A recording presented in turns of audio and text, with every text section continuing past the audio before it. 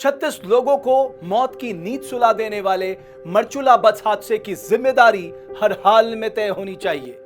सिर्फ गुस्सा शांत करने के लिए जांच के नाम की रस्म अदायगी भर से काम नहीं चलेगा। इस हादसे ने हर उत्तराखंडी को भीतर तक झकझोर कर रख दिया। क्या पहाड़ी सड़क हादसों में गुलदार के हमलों में और इलाज के अभाव में मरने के लिए है? यह हादसा घोर लापरवाही का नतीजा है। उन लापरवाही को हम एक एक कर यहां बयां कर रहे हैं। पहली लापरवाही, सड़कों को गड्ढा मुक्त करने के मुख्यमंत्री की डेडलाइन के बाद भी सड़क खस्ता हालत में क्यों थी? जगह जगह सड़क संकरी और गड्ढों से पटी थी। बेशर्मी का आलम देखिए, हादसे के बाद गड्ढे भरने का काम चल रहा है। दूसरी लापरवाही, पहाड़ में लचर परिवहन व्यवस्था। यह जानते हुए कि त्योहारों में बड़े पैमाने पर लोग अपने घर आना जाना करेंगे, उनके लिए परिवहन की अलग से कोई व्यवस्था नहीं होती। ऐसे में ओवरलोडिंग पहाड़ में एक मजबूरी बन जाती है। मरचुला में जो बस हादसे का शिकार हुए, वो किनाद गांव से रामनगर जाने वाली एकमात्र बस सेवा थी। अगर यह बस छूटी तो फिर अगले दिन का इंतजार करना होता है। ऐसे में लोग ओवरलोडिंग को मजबूर ना हो तो क्या करें? तीसरी लापरवाही, ओवरलोडिंग के खिलाफ अभियान क्यों नहीं चलाया गया?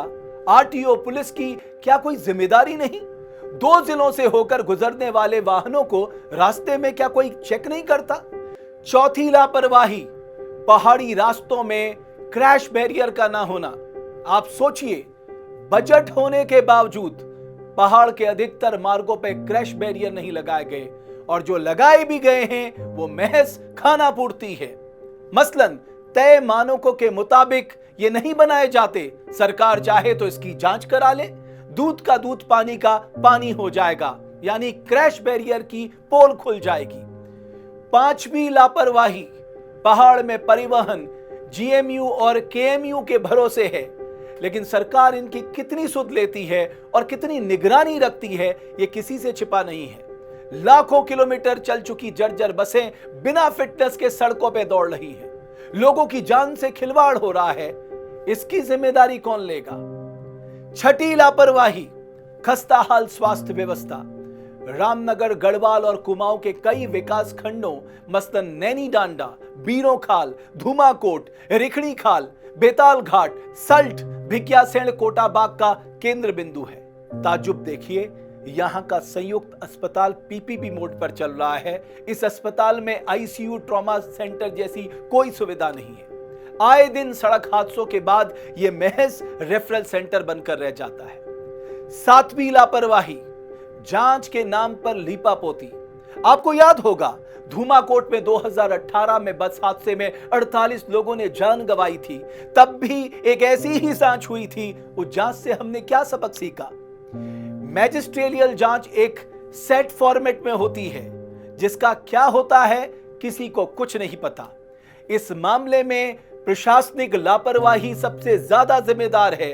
ऐसे में वो स्वयं अपनी जांच कैसे करेंगे?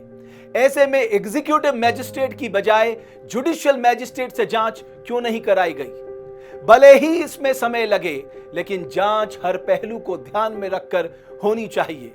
जांच की रिपोर्ट आने के बाद समयबद्ध तरीके से उस पर कार्रवाई होनी चाहिए। और सबसे जरूरी और बड़ी बात, इस घटना के लिए जिम्मेदार लोगों की जवाबदेही हर हाल में तय होनी चाहिए। 36 लोगों की जान चली गई, 8 लोग जिंदगी और मौत के बीच झूल रहे हैं, कई घायल अस्पताल में उपचार करा रहे हैं। अगर भविष्य में ऐसे हादसों को रोकना है तो हर स्तर पर जिम्मेदारी और जवाबदेही तय करनी जरूरी है।